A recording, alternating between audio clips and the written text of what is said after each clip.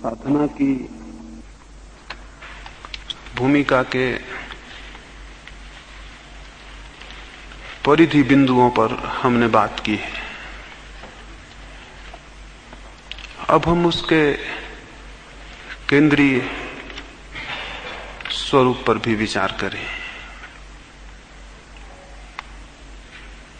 शरीर, विचार और भाव, इनकी शुद्धि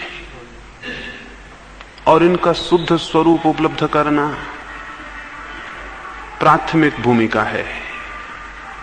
उतना भी हो तो जीवन में बहुत आनंद फलित होता है, उतना भी हो तो जीवन में बहुत दिव्यता आती है, उतना भी हो तो हम अलौकिक से संबंधित हो जाते हैं। लेकिन वो अलौकिक से संबंध है, अलौकिक में मिलन नहीं। वो अलौकिक से संबंधित होना है, लेकिन अलौकिक से एक हो जाना नहीं। वो परमात्मा को जानना है, लेकिन परमात्मा से सम्मिलित हो जाना नहीं। शुद्धि की भूमिका परमात्मा की तरफ उन्मुख करती है और परमात्मा पर दृष्टि को ले जाती है। उसके बाद शून्य की दृष्टि परमात्मा से मिलन कराती है और परमात्मा से एक कर देती है। पहली परिधि पर हम सत्य को जानते हैं, दूसरे केंद्र पर हम सत्य हो जाते हैं। अब हम उस दूसरी बात का विचार करें। पहले तत्व को मैंने शुद्धि कहा, दूसरे तत्व को शून्य कह रहा हूं। शून्य के भी 3 चरण होंगे, शरीर पर, विचार पर और भाव पर। शरीर की शून्यता, शरीर तादात्म्य का विरोध है। शरीर के साथ हमारा तादात्म्य है, एक आइडेंटिटी है। हमें ऐसा प्रतीत नहीं होता कि हमारा शरीर है, किसी तल पर हमें प्रतीत होता रहता है मैं शरीर हूं, मैं शरीर हूं। ये भाव विलीन हो जाए तो शरीर शून्यता घटित होगी। शरीर के साथ मेरा तादात्म्य टूट जाए तो शरीर शून्यता घटित होगी। सिकंदर जब भारत से वापस लौटता था तो उसने चाहा कि वो एक फकीर को भारत से ले जाए ताकि वो यूनान में दिखा सके कि फकीर, भारतीय फकीर कैसा होता है। यूं तो बहुत फकीर जाने को राजी थे, उत्सुक थे। सिकंदर आमंत्रित करे, शाही सम्मान से ले जाए तो कौन जाना पसंद ना करेगा। लेकिन जो जो उत्सुक थे, सिकंदर ने उन्हें ले जाना ठीक ना समझा, क्योंकि जो उत्सुक थे इससे ही जाहिर था कि वे फकीर नहीं थे। सिकंदर उस फकीर की कोशिश में रहा जिसे ले जाना अर्थ का हो। जब वो सीमांत प्रदेशों से वापस लौटता था तो एक फकीर का पता चला। लोगों ने कहा एक साधु है नदी के तट पर, अरण्य में, उसे ले जाएं। वो गया। उसने पहले अपने सैनिक भेजे और उस फकीर को कहलवाया। सैनिकों ने जाके कहा कि तुम्हारा धन्य भाग है। सैकड़ों ने निवेदन किया सिकंदर से कि हमें ले चलो। उसने भी किसी को चुना नहीं और महान सिकंदर की कृपा तुम्हारे ऊपर हुई है और उसने चाहा है कि तुम चलो, शाही सम्मान से तुम्हें यूनान ले जाएं। उस फकीर ने कहा, फकीर को ले जाने की ताकत किसी में भी नहीं है। सैनिक हैरान हुए। विजेता सिकंदर के सैनिक थे और एक नंगा फकीर ऐसा कहे। उन्होंने कहा भूल के ऐसे सब दोबारा मत निकालना, अन्यथा जीवन से हाथ खो बैठोगे। उस फकीर ने कहा जिस जीवन को हम छोड़ चुके उससे अब छुड़ाने वाला कोई भी नहीं है। और जाके अपने सिकंदर को कहो, उसको जाके कहो कि तुम्हारी ताकतें सब जीत लें, उसे नहीं जीत सकती हैं जिसने अपने को जीत लिया हो। कहा जाके कहो कि तुम्हारी ताकतें सब जीत लें, लेकिन उसे नहीं जीत सकती हैं जिसने अपने को जीत लिया हो। सिकंदर हैरान हुआ। ये बातें अजीब थी, लेकिन एक अर्थ में अर्थपूर्ण भी थी, क्योंकि फकीर से मिलना हो गया था। ऐसे आदमी की तलाश भी थी। सिकंदर खुद गया, उसके हाथ में नंगी तलवार थी, और उसने जाकर उस फकीर को कहा कि अगर नहीं गए तो शरीर से हम सिर को अलग कर देंगे। उसने कहा कर दो, जिस भांति तुम देखोगे कि तुमने शरीर से सिर अलग कर दिया, उसी भांति हम भी देखेंगे कि शरीर से सिर अलग कर दिया गया है। उसने कहा हम भी देखेंगे और हम भी दर्शक होंगे उस घटना के, लेकिन तुम हमें नहीं मार सकोगे, क्योंकि हम तो केवल दर्शक हैं। उसने कहा हम भी देखेंगे कि शरीर से सिर अलग कर दिया गया है, लेकिन इस भूल में मत रहना कि तुमने हमारा कुछ बिगाड़ा। जहां तक कोई कुछ बिगाड़ सकता है वहां तक हमारा होना नहीं है। इसलिए कृष्ण ने कहा कि जिसे अग्नि ना जला सके, और जिसे बाण छेद ना सके, और जिसे तलवार तोड़ ना सके, वैसी कोई सत्ता, वैसी कोई अंतरात्मा हमारे भीतर है। जिसे अग्नि ना जला सके और जिसे बाण ना भेज सके, वैसी कोई अविच्छेद सत्ता हमारे भीतर है। उस सत्ता का बोध और शरीर से तादात्म्य का टूट जाना, ये भाव टूट जाना कि मैं देह हूं, शरीर की शून्यता है। इसे तोड़ने के लिए कुछ करना होगा, इसे तोड़ने के लिए कुछ साधना होगा। और शरीर जितना शुद्ध होगा उतनी आसानी से शरीर से संबंध विच्छिन्न हो सकता है। शरीर जितने शुद्ध स्थिति में होगा उतनी शीघ्रता से यह जाना जा सकता है कि मैं शरीर नहीं हूं। इसलिए वो शरीर शुद्धि भूमिका थी, शरीर शून्यता उसका चरम फल है। कैसे हम साधेंगे कि मैं शरीर नहीं हूं, यह अनुभव हो जाए। एक बात, उठते बैठते सोते जागते अगर हम थोड़ा स्मरण पूर्वक देखें, अगर थोड़ी राइट माइंडफुलनेस हो, अगर थोड़ी स्मृति हो शरीर की क्रियाओं के प्रति, तो पहला चरण शून्यता लाने का क्रमशः विकसित होता है। जब आप रास्ते पर चलते हैं तो जरा अपने भीतर गौर से देखें, वहां कोई ऐसा भी है जो नहीं चल रहा है। आप चल रहे हैं, आपके हाथ पैर चल रहे हैं, आपके भीतर कोई ऐसा तत्व भी है जो बिल्कुल नहीं चल रहा, जो मात्र आपके चलने को देख रहा है। जब हाथ पैर में दर्द हो, पैर पे चोट लग गई हो, तो जरा भीतर सजग होकर देखें, चोट आपको लग गई है या चोट देह को लगी है, और आप चोट को जान रहे हैं।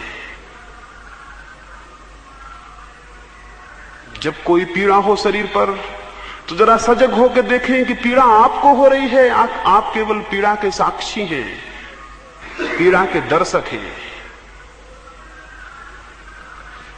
जब भूख लगे तो स्मरण पूर्वक देखें, भूख आपको लगी है या देह को लगी है, और आप केवल दर्शक हैं।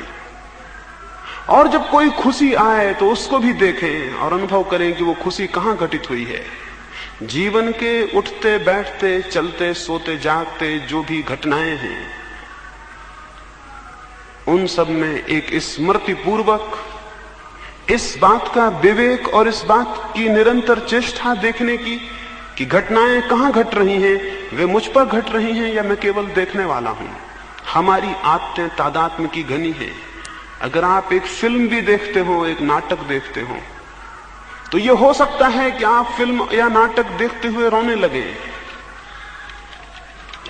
यह हो सकता है कि आप हंसने लगे, यह हो सकता है कि जब प्रकाश जले भवन में तो आप चोरी से अपने आंसू पोंछ लें कि कोई देख ना ले, आप रोए। एक चित्र को देखकर आपने तादात्म्य किया, चित्र के किसी नायक से, किसी पात्र से आपने तादात्म्य कर लिया, उस पर पीड़ा घटी होगी, वो पीड़ा आप तक संक्रमित हो गई और आप रोने लगे। मनुष्य के अंतस जीवन में भी शरीर पर जो घटित हो रहा है, चेतना उसे मुझ पर हो रहा है ऐसा मान के दुखी और पीड़ित है।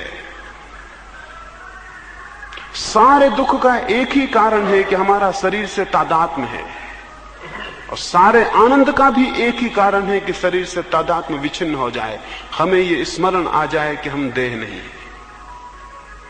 तो उसके लिए सम्यक स्मृति, देह की क्रियाओं के प्रति सम्यक स्मृति, राइट अवेयरनेस, देह की क्रियाओं का सम्यक दर्शन, सम्यक निरीक्षण प्रक्रिया है। देह शून्यता आएगी देह के प्रति सम्यक निरीक्षण से। ये निरीक्षण करना जरूरी है। जब रात्रि बिस्तर पर सोने लगे तो ये स्मरण पूर्वक देखना जरूरी है कि मैं नहीं, मेरी देह बिस्तर पर जा रही है। और जब सुबह बिस्तर से उठने लगे तो स्मृति पूर्वक ये स्मरण रखना जरूरी है कि मैं नहीं, मेरी देह बिस्तर से उठ रही है।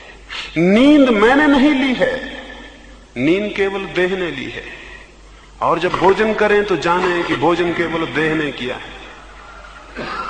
और जब वस्त्र पहने तो जाने कि वस्त्र केवल देह को ढकते हैं, मुझे नहीं। और जब कोई चोट करे तो स्मरण पूर्वक आप जान सकेंगे कि चोट देह पर की गई है, मुझे नहीं। इस भांति सतत बोध को जगाते जगाते किसी क्षण विस्फोट होता है और तादात्म्य टूट जाता है। आप जानते हैं जब आप स्वप्न में होते हैं तो आपको अपनी देह की स्मृति नहीं रह जाती, और आप जानते हैं जब आप गहरी निद्रा में जाते हैं तो आपको अपनी देह का पता रह जाता है, कि आपको अपना चेहरा याद रह जाता है। आप अपने भीतर जितने गहरे जाते हैं उतने ही अनुपात में देह भूलती चली जाती है। स्वप्न में देह का पता नहीं होता, और प्रगाढ़ निद्रा में, सुसुप्ति में देह का बिल्कुल ही पता नहीं होता है। जब वापस होश आना शुरू होता है, क्रमशः देह का तादात्म्य जागता है। किसी दिन सुबह जब नींद खुल जाए तो एक क्षण अंदर देखना आप देह हैं, तो आपको धीरे धीरे दिखाई पड़ेगा स्पष्ट देह का तादात्म्य जग रहा है, पैदा हो रहा है। इस देह के तादात्म्य को तोड़ने के लिए एक प्रयोग है जो अगर महीने में 1-2 बार आप करते रहें तो देह के तादात्म्य के तोड़ने में सहयोग होगा। उस प्रयोग को थोड़ा सा समझ ले। जिस भांति हम रात्रि का ध्यान कर रहे हैं उसी भांति सारे शरीर को शिथिल छोड़कर, प्रत्येक चक्र पर सुझाव देकर शरीर को शिथिल छोड़कर, अंधकार करके कमरे में ध्यान में प्रवेश करें। जब शरीर शिथिल हो जाए, जब श्वास शिथिल हो जाए और जब चित्त शांत हो जाए तो एक भावना करें कि आप मर गए हैं, आपकी मृत्यु हो गई है। और स्मरण करें अपने भीतर कि अगर मैं मर गया हूं तो मेरे कौन से परिजन मेरे आसपास इकट्ठे हो जाएंगे। उन्हें, उनके चित्रों को अपने आसपास उठते हुए देखें।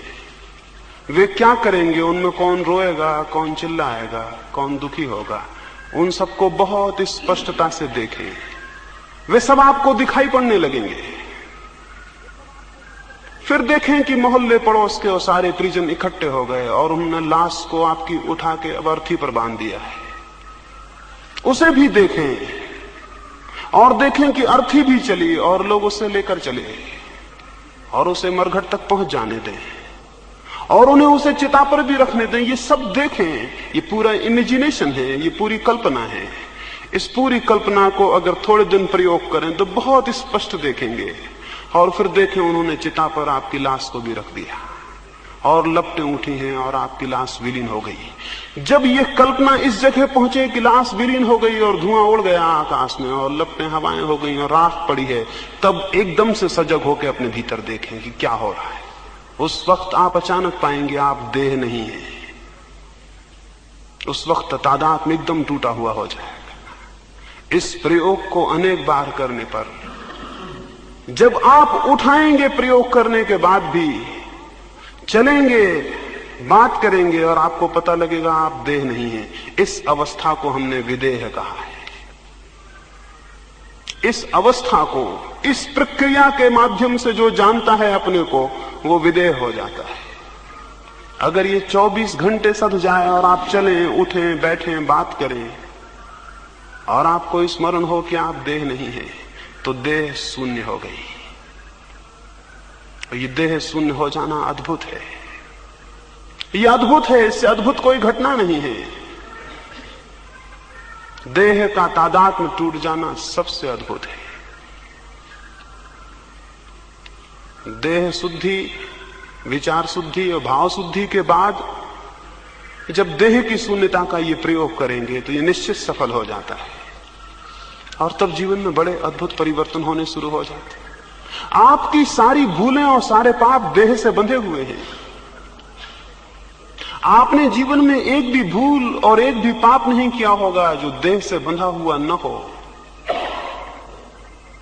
और अगर आपको स्मरण हो जाए कि आप देह नहीं है तो जीवन से कोई भी विकृति के उठने की संभावना शून्य हो जाएगी।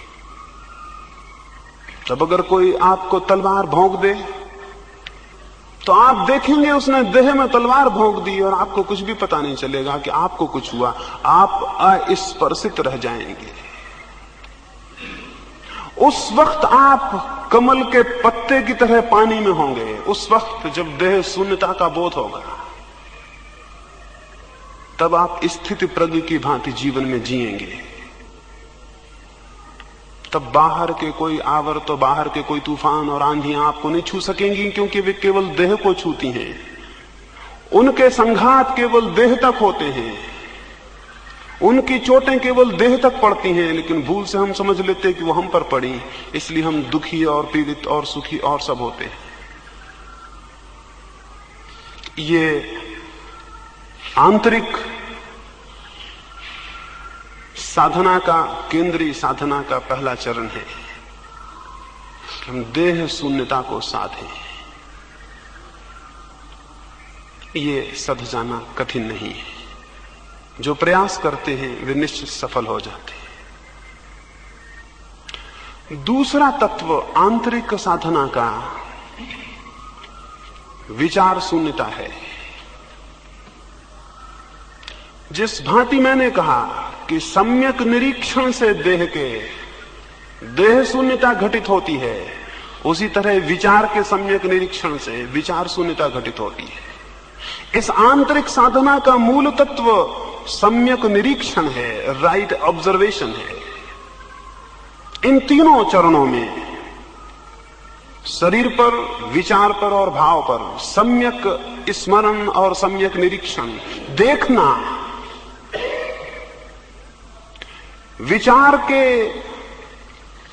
विचार की जो धाराएं हमारे चित्त पर दौड़ती हैं, कभी उनके मात्र निरीक्षक हो जाएं। जैसे कोई नदी के किनारे बैठा हो और नदी की भागती हुई धार को देखे, सिर्फ किनारे बैठा हो और देखे। या जैसे कोई जंगल में बैठा हो, पक्षियों की उड़ती हुई कतार को देखे, सिर्फ बैठा हो और देखे। या कोई वर्षा के आकाश को देखे और बादलों की दौड़ती हुई भागती पंक्तियों को देखे। वैसे ही अपने मन के आकाश में विचार के दौड़ते हुए मेघों को, विचार के उड़ते हुए पक्षियों को, विचार की बहती हुई नदी को चुपचाप तट पर खड़े होकर देखना है। जैसे हम किनारे पर बैठे हैं और विचार को देख रहे हैं। विचार को उन्मुक्त छोड़ दें, विचार को बहने दें और भागने दें और दौड़ने दें, और आप चुप बैठ के देखें। आप कुछ भी ना करें, कोई छेड़छाड़ ना करें, कोई रुकाव ना डालें, कोई दमन ना करें। कोई विचार आता हो तो रोके ना आता हो तो लाने की चेष्टा ना करें। आप मात्र निरीक्षक हों। उस मात्र निरीक्षण में दिखाई पड़ता है, अनुभव होता है, विचार अलग है और मैं अलग हूं। क्योंकि बोध होता है कि जो विचारों को देख रहा है वो विचारों से पृथक होगा, अलग होगा, भिन्न होगा। और जब ये बोध होता है तो अद्भुत शांति घनी होने लगती है, क्योंकि तब कोई चिंता आपकी नहीं है। आप चिंताओं के बीच में हो सकते हैं, चिंता आपकी नहीं है। आप समस्याओं के बीच में हो सकते हैं, समस्या आपकी नहीं है। आप विचारों से घिरे हो सकते हैं, विचार आप नहीं है। और अगर ये ख्याल आ जाए कि मैं विचार नहीं हूं, तो विचारों के प्राण टूटने शुरू हो जाते हैं, विचार निर्जीव होने लगते हैं। विचारों की शक्ति इसमें है कि हम ये समझें कि वो हमारे हैं। जब आप किसी से विवाद करने पर उतर जाते हैं तो आप कहते हैं मेरा विचार, कोई विचार आपका नहीं है, सब विचार अन्य हैं और भिन्न हैं, आपसे अलग हैं। उनका निरीक्षण एक कहानी कहूं समझ में आए। बुद्ध के पास ऐसा हुआ था, एक राजकुमार दीक्षित हुआ था। पहले दिन ही वो भिक्षा मांगने गया था। उसने जिस द्वार पर बुद्ध ने भेजा था भिक्षा मांगी, उसे भिक्षा मिली। उसने भोजन किया, वो भोजन करके वापस लौटा, लेकिन उसने बुद्ध को जाके कहा क्षमा करें, वहां मैं दोबारा नहीं जा सकूंगा। बुद्ध ने कहा क्या हुआ? उसने कहा कि यह हुआ कि जब मैं गया, 2 मील का फासला था, रास्ते में मुझे वो भोजन स्मरण आए जो मुझे प्रीतिकर हैं, और जब मैं उस द्वार पर गया तो उस श्राविका ने वे ही भोजन बनाए थे। मैं हैरान हुआ, मैंने सोचा संयोग है। लेकिन फिर यह हुआ कि जब मैं भोजन करने बैठा तो मेरे मन में यह ख्याल आया कि रोज अपने घर था, भोजन के बाद 2 क्षण विश्राम करता था, आज कौन विश्राम करने को कहेगा। और जब मैं ये सोचता था तभी उस श्राविका ने कहा, भंते अगर भोजन के बाद 2 क्षण रुकेंगे और विश्राम करेंगे तो अनुग्रह होगा, तो कृपा होगी, तो मेरा घर पवित्र होगा। तो मैं हैरान हुआ था, फिर भी मैंने सोचा कि संयोग होगा कि मेरे मन में ख्याल आया और उसने भी कह दिया। फिर मैं लेटा और विश्राम करने को था कि मेरे मन में यह ख्याल उठा कि आज न अपनी कोई सैया है न कोई साया है, आज दूसरे का छप्पर और दूसरे की दरी पर, दूसरे की चटाई पर लेटा हूं। और तभी उस श्राविका ने पीछे से कहा, भिक्षु न सैया आपकी है न मेरी है, और न साया आपका है न मेरा है। और तब मैं घबरा गया। अब संयोग बार बार होने मुश्किल थे। मैंने उस श्राविका को कहा, क्या मेरे विचार तुम तक पहुंच जाते हैं? क्या मेरे भीतर चलने वाली विचारधाराएं तुम्हें परिचित हो जाती हैं? उस श्राविका ने कहा, ध्यान को निरंतर करते करते अपने विचार शून्य हो गए हैं और अब दूसरों के विचार भी दिखाई पड़ते हैं। तब मैं घबरा गया और मैं भागा हुआ आया हूं और मैं क्षमा चाहता हूं, कल मैं वहां नहीं जा सकूंगा। बुद्ध ने कहा क्यों? उसने कहा कि इसलिए कि कैसे कहूं, क्षमा कर दें और ना कहें वहां जाने को। लेकिन बुद्ध ने आग्रह किया और उस भिक्षु को बताना पड़ा। उस भिक्षु ने कहा, उस सुंदर युवती को देखकर मेरे मन में विकार भी उठे थे, वे भी पढ़ लिए गए होंगे, मैं किस मुंह से वहां जाऊं? कैसे मैं उस द्वार पर खड़ा होऊंगा? अब दोबारा मैं नहीं जा सकता हूं। बुद्ध ने कहा, वहीं जाना होगा, ये तुम्हारी साधना का हिस्सा है। इस भांति तुम्हें विचारों के प्रति जागरण पैदा होगा और विचारों के तुम निरीक्षक बन सकोगे। मजबूरी थी, उसे दूसरे दिन फिर जाना पड़ा। लेकिन दूसरे दिन वही आदमी नहीं जा रहा था।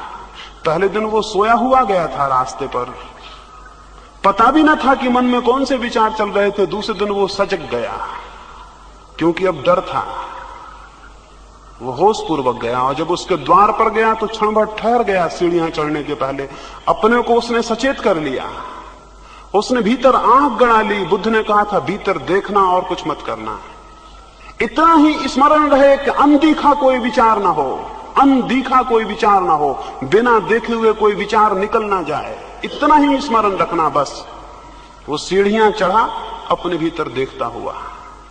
उसे अपनी सांस भी दिखाई पड़ने लगी, उसे अपने हाथ पैर का हलन चलन भी दिखाई पड़ने लगा। उसने भोजन किया, एक कौर भी उठाया तो उसे दिखाई पड़ा जैसे कोई और भोजन कर रहा था और वो देखता था। जब आप दर्शक बनेंगे अपने ही, तो आपके भीतर 2 तत्व हो जाएंगे, एक जो क्रियमान है और एक जो केवल साक्षी है। आपके भीतर 2 हिस्से हो जाएंगे, एक जो करता है और एक जो केवल दृष्टा है। उस घड़ी उसने भोजन किया, लेकिन भोजन कोई और कर रहा था और देख कोई और रहा था। और हमारा मुल्क कहता है और सारे दुनिया के जिन लोगों ने जाना है वे कहते हैं कि जो देख रहा है वो आप हैं और जो कर रहा है वो आप नहीं है। उसने देखा, वो हैरान हुआ, वो नाचता हुआ वापस लौटा और उसने बुद्ध को जाके कहा, धन्य है, मुझे कुछ मिल गया। दो अनुभव हुए हैं। एक तो यह अनुभव हुआ कि जब मैं बिल्कुल सजग हो जाता था तो विचार बंद हो जाते थे। उनका एक अनुभव तो यह हुआ कि जब मैं बिल्कुल सजग होकर देखता था भीतर तो विचार बंद हो जाते थे। दूसरा अनुभव यह हुआ कि जब विचार बंद हो जाते थे तब मैंने देखा कर्ता अलग है और दृष्टा अलग है। बुद्ध ने कहा इतना ही सूत्र है, जो इसे साध लेता है वो सब साध लेता है। विचार के दृष्टा बनना है, विचारक नहीं, स्मरण रहे, विचारक नहीं, विचार के दृष्टा। इसलिए हम अपने ऋषियों को दृष्टा कहते हैं, विचारक नहीं। महावीर विचारक नहीं है, बुद्ध विचारक नहीं है, ये दृष्टा है। विचारक तो बीमार आदमी है। विचार वे करते हैं जो जानते नहीं हैं, जो जानते हैं वे विचार नहीं करते, वे देखते हैं, उन्हें दिखाई पड़ता है, उन्हें दर्शन होता है। और दर्शन की पद्धति अपने भीतर विचार का निरीक्षण है। तो उठते बैठते सोते जागते अपने भीतर जो भी विचार की धारा चलती हो उसे देखें, और किसी भी विचार के साथ तादात्म्य ना करें कि इस विचार के साथ में एक हो गया। विचार को अलग चलने दें, आप अलग चलें। आपके भीतर दो धाराएं होनी चाहिए। साधारण आदमी के भीतर एक धारा होती है, मात्र विचार की। साधक के भीतर दो धाराएं होती हैं, विचार की और दर्शन की। साधक के भीतर दो पैरेलल, दो समानांतर धाराएं होती हैं, विचार की और दर्शन की। सामान्य आदमी के भीतर एक धारा होती है, मात्र विचार की। और सिद्ध के भीतर भी एक ही धारा होती है, मात्र दर्शन की। इसे समझ लें, साधारण आदमी के भीतर एक धारा होती है विचार की, दर्शन सोया हुआ होता है। साधक के भीतर दो धाराएं होती हैं समानांतर, विचार की और दर्शन की। सिद्ध के भीतर भी एक ही धारा रह जाती है, दर्शन की। विचार मृत हो जाता है। तो हमें विचार से दर्शन तक पहुंचना है, तो हमें विचार और दर्शन की समानांतर साधना करनी होगी। अगर विचार से दर्शन तक पहुंचना है तो हमें विचार की और दर्शन की समानांतर साधना करनी होगी। उसको मैं सम्यक निरीक्षण कह रहा हूं, उसको सम्यक स्मृति कह रहा हूं, उसको महावीर ने विवेक कहा है। विचार और विवेक, जो विचार को भी देखता है वो विवेक है। विचारक मिल जाने तो बहुत आसान है, जिनका विवेक जागृत हो वैसे लोग बहुत कठिन हैं। विवेक को जगाएं। कैसे जगाएंगे वो मैंने कहा, स्मरण पूर्वक विचार को देखने से। शरीर की क्रियाओं को देखेंगे, शरीर शून्य हो जाएगा। और विचार की दौड़ को देखेंगे, विचार की प्रक्रिया को, थॉट प्रोसेस को देखेंगे तो विचार शून्य हो जाएगा। और अगर भाव का अंतर निरीक्षण करेंगे तो भाव शून्य हो जाएगा। अभी मैंने कहा कि घृणा की जगह प्रेम को आने दें और द्वेष की जगह मैत्री को आने दें भाव शुद्धि में। अब मैं कहूंगा इस सत्य को भी जाने कि जो प्रेम कर रहा है, जो घृणा कर रहा है, उसके भी पीछे एक तत्व है जो केवल जान रहा है, जो न घृणा करता है और न प्रेम करता है। वो केवल साक्षी है। उसने देखा था कि कभी घृणा की गई, अब वो देख रहा है कि प्रेम किया जा रहा है, लेकिन वो केवल साक्षी है, वो केवल देखता है। जब मैं किसी को घृणा करता हूं तो क्या मेरे भीतर किसी बिंदु को यह पता नहीं चलता कि मैं घृणा कर रहा हूं? और जब मैं किसी को प्रेम करता हूं तो क्या मेरे भीतर किसी को यह पता नहीं चलता कि मैं प्रेम कर रहा हूं? जिसको पता चलता है वो प्रेम से पीछे है, घृणा से पीछे है। वही हमारी आत्मा है जो शरीर के और विचार के और भाव के सबके पीछे है। इसलिए पुराने ग्रंथों से कहते नेति नेति, न वो देह है, न वो विचार है, न वो भाव है, वो कुछ भी नहीं है। जहां कुछ भी नहीं शेष रह जाता वहीं केवल वो दर्शक, वो दृष्टा, वो साक्षी चैतन्य हमारी आत्मा है। तो भाव की धारा के प्रति भी दृष्टा बोध रखना है। आखिर में उसको बचा लेना है जो केवल दर्शन है, जो शुद्ध दर्शन मात्र है, उसे बचा लेना है। वही शुद्ध दर्शन प्रज्ञा है। उसी शुद्ध दर्शन को हमने ज्ञान कहा है, उसी शुद्ध दर्शन को हम आत्मा कहते हैं। योग का और धर्मों का चरम लक्ष्य वही है। अंतरंग साधना में मूल तत्व है सम्यक निरीक्षण, देह की क्रियाओं का, विचार की प्रक्रियाओं का, भाव की अंतरंग धाराओं का। इन तीनों परतों को जो पार करके साक्षी को पकड़ लेता है, उसे किनारा मिल गया। उसे किनारा क्या, उसे लक्ष्य मिल गया। और जो इन तीन में से किसी से बंधा रहता है, वो किनारे से बंधा हुआ है, उसे अभी लक्ष्य नहीं मिला। एक कहानी मैंने पढ़ी थी, सुनी थी। एक रात, पूर्णिमा की रात थी जैसे आज है, और चांद पूरा था और बहुत सुंदर रात थी। और कुछ मित्रों को हुआ कि वो नौका विहार को निकले। वे आधी रात गए, नौका विहार को गए और आनंद मनाने गए थे। तो उन्होंने नाव में प्रवेश के पहले खूब शराब पी, फिर वे नाव में बैठे। फिर उन्होंने पतवारें उठाई और नाव को उन्होंने चलाना शुरू किया। फिर उन्होंने बहुत नाव को चलाया। फिर सुबह का वक्त आने लगा और ठंडी हवाएं आ गई और उनका नशा उखड़ा।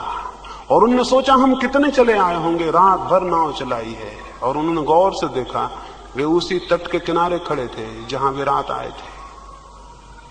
और तब उन्होंने जाना कि वे भूल गए थे। पतवार तो उन्होंने बहुत चलाई थी, लेकिन नाव को नदी के किनारे से छोड़ना भूल गए थे। और जिसने अपनी नाव नदी के किनारे से नहीं छोड़ ली है, वो अनंत परमात्मा के सागर में कितना ही तड़पे, कितना ही चिल्लाए, उसकी कोई गति नहीं होगी। आपकी चेतना की नाव कहां बंधी है? देह से बंधी है, विचार से बंधी है, भाव से बंधी है। आपकी चेतना की नाव देह से बंधी है, विचार से बंधी है, भाव से बंधी है। ये आपका किनारा है। और नशे में आप कितनी ही पतवार चलाते रहे, एक जन्म अनंत जन्म, और अनंत जन्मों के बाद भी जब ठंडी हवाएं लगेंगी किसी सत विचार की, किसी सत दर्शन की, किसी प्रकाश किरण का जब धक्का लगेगा और आप जाग कर देखेंगे, तो पाएंगे अनंत जन्मों की पतवार चलाना व्यर्थ चला गया। हम उसी किनारे खड़े हैं, हम वहीं बंधे हैं जहां हमने शुरू किया था। और तब एक बात दिखाई पड़ेगी, नाव को खोलना भूल गए थे। नाव को खोलना सीखना जरूरी है। पतवार चलाना बहुत आसान, नाव को खोल लेना बहुत कठिन। साधारणतः नाव को खोल लेना बहुत आसान होता है, पतवार चलाना थोड़ा कठिन होता है। बाकी जीवन की धारा में नाव को खोल लेना नदी से बहुत कठिन, पतवार चलाना बहुत सरल। बल्कि अगर हम यूं कहें, रामकृष्ण ने एक दफा कहा था, तुम अपनी नाव तो खोलो, अपने पाल तो खोल दो, और परमात्मा की हवाएं तुम्हें ले जाएंगी, तुम्हें पतवार भी नहीं चलानी होगी। तो ठीक ही कहा था। अगर हम नाव ही खोल लें तो हवाएं बह रही हैं परमात्मा की, और वो हमें ले जाएंगी और उन दूर दिगंत के गंतव्यों तक पहुंचा देंगी जहां पहुंचे बिना कोई आदमी आनंद को उपलब्ध नहीं होता। लेकिन नाव को खोल लेना, अंतरंग साधना में हम नाव खोलते हैं। वे रात वो मित्र नाव खोल क्यों नहीं सके? उस रात वे नशे में थे, मूर्छा में थे। सुबह जब ठंडी हवाएं लगी और मूर्छा गई तो उन्होंने पाया कि नाव बंधी है। मैंने कहा सम्यक निरीक्षण मूर्छा का विरोध है। हम मूर्छा में हैं, इसलिए नाव को बांधे हुए हैं शरीर से, विचार से और भाव से। अगर सम्यक निरीक्षण की ठंडी हवाएं लगें और हम सजग हो जाएं, तो नाव को खोल लेना कठिन नहीं है। मूर्छा नाव को बांधे हुए है, अमूर्छा नाव को छोड़ देगी। अमूर्छा का उपाय सम्यक निरीक्षण, राइट अवेयरनेस समस्त क्रियाओं की। अंतरंग साधन एक ही है, सम्यक स्मरण, सम्यक स्मृति, सम्यक विवेक, सम्यक होश, अमूर्छा, इसे स्मरण रखें। ये सर्वाधिक महत्वपूर्ण है और इसका सतत प्रयोग करें और इसका निरंतर प्रयोग करें। 3 शुद्धियां, 3 शून्यताएं यदि घटित हो जाएं, 3 शुद्धियां 3 शून्यता को लाने में सहयोगी हैं। 3 शून्यताएं आ जाएं तो परिणाम में समाधि उत्पन्न होती है। समाधि द्वार है सत्य का, स्वयं का, परमात्मा का। जो समाधि में जागता है उसे संसार मिट जाता है। मिट जाने का अर्थ ये नहीं कि दीवारें मिट जाएंगी और आप मिट जाएंगे। मिट जाने का ये अर्थ, ये दीवारें न रह जाएंगी और आप न रह जाएंगे। मिट जाने का ये अर्थ, जब पत्ता हिलेगा तो पत्ता ही नहीं, वो प्राण भी दिखेगा जो पत्ते को हिलाता है। और जब हवाएं बहेंगी तो हवाएं ही नहीं दिखेंगी, वे सत्ताएं भी दिखेंगी जो हवाओं को बहाती हैं। और तब मिट्टी में कण कण में भी केवल मृण्मय ही नहीं दिखेगा, चिन्मय के भी दर्शन होंगे। संसार मिट जाएगा इस अर्थों में कि परमात्मा प्रकट हो जाएगा। परमात्मा संसार को बनाने वाला नहीं है। आज कोई मुझसे पूछता था किसने बनाया, हम पहाड़ के पास थे वहां घाटियों के, और कोई पूछता था ये घाटियां और ये दरख्त ये किसने बनाए। ये हम तब तक पूछेंगे कि किसने बनाए जब तक हम जानते नहीं, और जब हम जानेंगे तो हम ये ना पूछेंगे कि किसने बनाए, हम जानेंगे ये स्वयं बनाने वाला है। क्रिएटर कोई भी नहीं है, सृष्टा कोई भी नहीं है। सृष्टि ही सृष्टा है जब दर्शन होता है, जब दिखाई पड़ता है कि क्रिएशन ही क्रिएटर हो जाता है। ये जो चारों तरफ व्याप्त जगत है यही परमात्मा हो जाता है।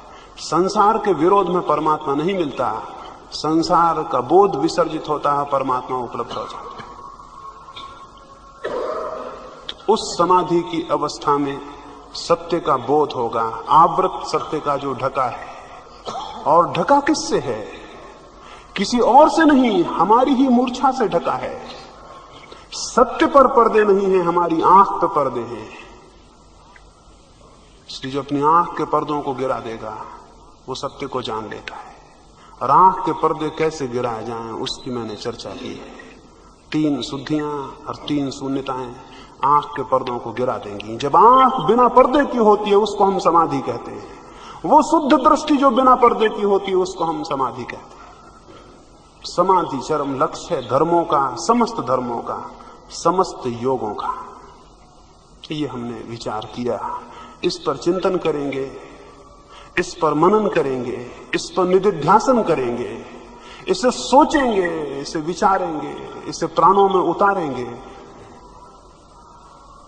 जो माली की तरह बीज को बोएगा वो फिर एक दिन खुश होकर देखेगा उसमें फूल खिल गए। और जो श्रम करेगा और खदानों को तोड़ेगा वो एक दिन पाएगा हीरे जवाहरात उपलब्ध हो गए। और जो पानी में डूबेगा और गहराइयों तक जाएगा वो एक दिन पाएगा कि वो मोतियों को ले आया है। जिनकी भी आकांक्षा हो और जिनके भी पुरुषार्थ को लगता हो कि कोई चुनौती है,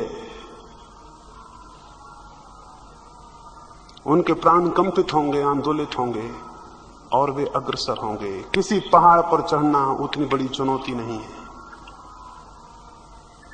स्वयं को जान लेना सबसे बड़ी चुनौती है। और जो ठीक अर्थों में पुरुष हैं, जो ठीक अर्थों में जिनके भीतर कोई भी शक्ति और ऊर्जा है, उनका ये अपमान है कि बिना स्वयं को जाने वे समाप्त हो जाएं। प्रत्येक के भीतर ये संकल्प भर जाना चाहिए कि मैं सत्य को जानकर रहूंगा, स्वयं को जानकर रहूंगा, समाधि को जानकर रहूंगा। इस संकल्प को साधकर और इन भूमिकाओं को प्रयोग करके आप भी सफल हो सकते हैं, कोई भी सफल हो सकता है। ये बात आप विचार करेंगे। अब हम रात्रि के ध्यान के लिए बैठेंगे। रात्रि के ध्यान के संबंध में फिर थोड़ा सा आपको कह दूं। कल मैं आपको बताया शरीर में 5 चक्रों की बात कही। उन 5 चक्रों से बंधे हुए अंग हैं। उन चक्रों को यदि हम शिथिल करें और शिथिल होने का भाव करें तो वे अंग उनके साथ साथ शिथिल हो जाते हैं। पहला चक्र है मूलाधार। जननेंद्रिय के निकट मूलाधार की धारणा करेंगे कि मूलाधार चक्र है और उस चक्र को हम शिथिल होने का आदेश देंगे कि मूलाधार शिथिल हो जाओ। पूरे मन से और पूरी आज्ञा देनी चाहिए कि मूलाधार शिथिल हो जाओ। आप सोचेंगे हमारे कहने से क्या होगा? आप सोचते होंगे हम कहेंगे पैर शिथिल हो जाओ, पैर शिथिल कहते हो कैसे हो जाएंगे? हम कहेंगे कि शरीर जड़ हो जाओ, शरीर जड़ कैसे हो जाएगा? आप थोड़े सोच समझ के अगर हो तो इतना आपको ख्याल नहीं आता। जब आप कहते हैं हाथ रुमाल उठाओ तो हाथ रुमाल कैसे उठाता है? और जब आप कहते हैं पैर चलो तो पैर चलते कैसे हैं? और जब आप कहते हैं कि पैर मत चलो तो पैर रुक कैसे जाते हैं? ये शरीर का अणु अणु आपकी आज्ञा मानता है। अगर ये आज्ञा न माने तो शरीर चल ही नहीं सकता। आप आंखों से कहते हैं बंद हो जाओ तो आंखें बंद हो जाती है। भीतर विचार होता है कि आंख बंद हो जाए और आंख बंद हो जाती है। क्यों? विचार में और आंख में कोई संबंध नहीं होगा। नहीं तो आप भीतर बैठे सोच ही रहे हैं कि आंख बंद हो जाए और आंख बंद नहीं हो रही, और आप सोच रहे हैं कि पैर चलो, वो पैर बैठे हुए हैं। मन जो कहता है वो तत्क्षण शरीर तक पहुंच जाता है। अगर हमको थोड़ी समझ हो तो हम शरीर से कुछ भी करवा सकते हैं। ये जो हम करवा रहे हैं केवल प्राकृतिक है। लेकिन क्या आपको पता है कि ये भी एकदम प्राकृतिक नहीं है, इसमें भी सुझाव काम कर रहे हैं। क्या आपको पता है अगर एक आदमी के बच्चे को जानवरों के बीच पाला जाए तो वो सीधा खड़ा होगा? वैसी घटनाएं घटी। वहां पीछे लखनऊ के पास जंगलों में एक घटना घटी। एक लड़का पाया गया जिसे भेड़ियों ने पाला। भेड़ियों का शौक है कि बच्चों को गांव से उठा ले जाना, और कभी कभी भेड़ियों उनको पाल भी लेते हैं। ऐसा जमीन पर कई घटनाएं घटी हैं। अभी पिछले 4 वर्ष पहले जंगल से 14-15 वर्ष का लड़का लाया गया जो भेड़ियों ने पाला। छोटे बच्चों को गांव से उठा ले गए और फिर उन्होंने उसको दूध पिलाया और पाल लिया। वो 14 वर्ष का लड़का बिल्कुल भेड़िया था। वो 4 हाथ पैर से चलता था, सीधा खड़ा नहीं होता था, और वो भेड़ियों की तरह आवाज निकालता था और खूंखार था और खतरनाक था, और आदमी को पा जाए तो कच्चा खा सकता था। लेकिन वो कोई भाषा नहीं बोलता था। 15 वर्ष का बच्चा भाषा क्यों नहीं बोलता? और अगर आप उससे कहें कि बोलो, बोलने की कोशिश करो तो भी क्या करेगा? और 15 वर्ष का बच्चा सीधा खड़ा क्यों नहीं होता? उसे सुझाव नहीं मिले सीधे खड़े होने के, उसे ख्याल नहीं मिला सीधा खड़े होने का। जब आपके घर में छोटा बच्चा पैदा होता है, आपको सबको चलते देख के उसे ये सुझाव मिलता है कि चला जा सकता है। उसे ये ख्याल मिलता है कि 2 पैर पर सीधा खड़ा हुआ जा सकता है। ये विचार उसको मिल जाता है, ये उसके अंतश्चेतन में प्रविष्ट हो जाता है, और तब वो चलने की हिम्मत करता है और कोशिश करता है, और सब तरफ लोगों को चलते देखता है, हिम्मत बढ़ती है और वो धीरे धीरे चलना शुरू कर देता है। दूसरों को बोलते देखता है तो उसे ख्याल होता है कि बोला जा सकता है, और फिर वो चेष्टा करता है और उसकी वे ग्रंथियां जो बोल सकती हैं सक्रिय हो जाती हैं। हमारे भीतर बहुत सी ग्रंथियां हैं जो सक्रिय नहीं हैं। अभी मनुष्य का पूरा विकास नहीं हुआ है, स्मरण रखें। जो शरीर के विज्ञान को जानते हैं वो ये कहते हैं कि मनुष्य के मस्तिष्क का बहुत छोटा सा हिस्सा सक्रिय है, शेष हिस्सा बिल्कुल इनेक्टिव पड़ा हुआ है, उसका कोई क्रिया नहीं है। और वैज्ञानिक असमर्थ हैं ये जानने में कि वो शेष हिस्सा किस काम के लिए है, उसका कोई काम ही नहीं है। अभी आपकी खोपड़ी का बहुत सा हिस्सा बिल्कुल बंद पड़ा हुआ है। योग का कहना है कि वो सारा हिस्सा सक्रिय हो सकता है, और नीचे उतरे आदमी से तो जानवर का और भी थोड़ा हिस्सा सक्रिय है, उसका और ज्यादा हिस्सा निष्क्रिय है, और नीचे उतरे तो जितने नीचे उतरते हैं उतने ही जानवर जितने नीचे तबके के हैं उनके मस्तिष्क का उतना ही हिस्सा निष्क्रिय पड़ा हुआ है।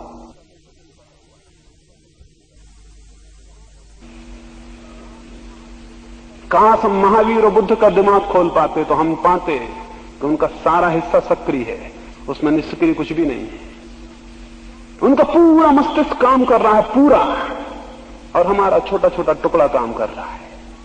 अब जो शेष काम नहीं कर रहा है उसके लिए सजग करना होगा, सुझाव देने होंगे, चेष्टा करनी होगी। योग ने चक्रों के माध्यम से मस्तिष्क के उसी हिस्से को सक्रिय करने के उपाय किए हैं।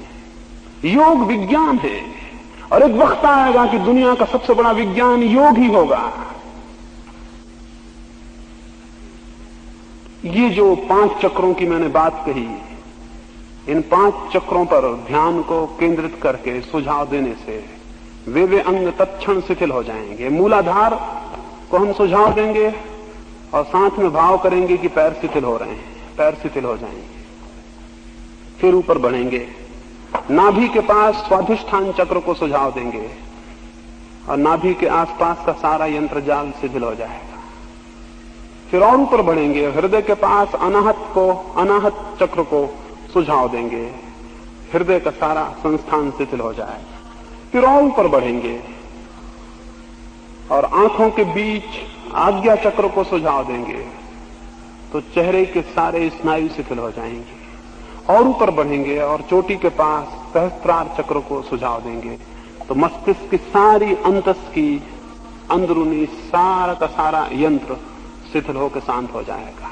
इसको जितनी परिपूर्णता से भाव करेंगे उतनी परिपूर्णता से ये बात घटित होगी, और कुछ दिन निरंतर अभ्यास करने से परिणाम आने शुरू होंगे। अगर जल्दी परिणाम ना आए तो घबराना नहीं।